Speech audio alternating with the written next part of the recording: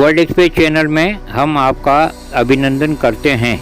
एक जिज्ञासा बनी हुई है कि व्यक्ति मरने के बाद कहाँ जाता है, फिर उसके साथ कैसे और क्या होता है और वो कौन कौन से गांव से गुजरता है।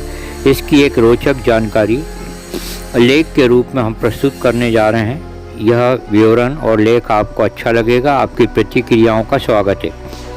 मरने के बाद पिंडदान से व्यक्ति का एक सूक्ष्म शरीर बनता है। इस शरीर में बसकर आत्मा को एक साल में इतनी दूरी तय करनी पड़ती है जितनी दूरी कोई भी व्यक्ति पूरे जीवन में नहीं चलता होगा।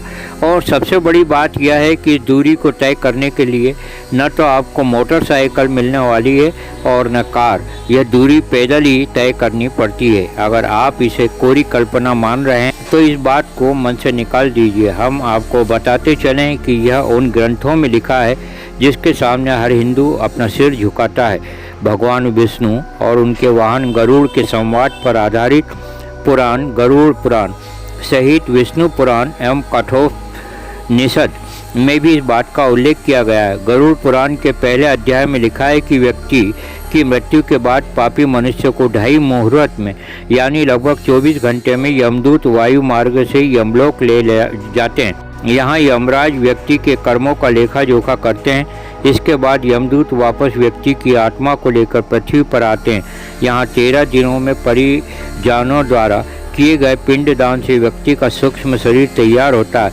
इस सूक्ष्म शरीर में बसकर आत्मा 13वीं के दिन यमलोक की यात्रा शुरू करती है। इस बार आत्मा को वायु मार्ग से नहीं बल्कि पैदल यमलोक की यात्रा करनी पड़ती है। गरुड़ पुराण के अनुसार यमलोक की दूरी 99,000 योजन है यानी 11,99,988 किलोमीटर। इस यात्रा में कई भयानक स्थान हैं।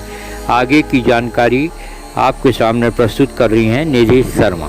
धरती पर आपने कई शहर एवं गांव देखे होंगे, लेकिन धरती से अलग भी एक दुनिया है जहां इस दुनिया को छोड़ने के बाद मनुष्य को जाना पड़ता है। इस दुनिया में व्यक्ति खुद नहीं जाता बल्कि यम के 2 भयानक दूत लेकर जाते हैं। जितने भयानक यम के दूत होते हैं उससे भी भयानक और खतरनाक है यहाँ के गांव।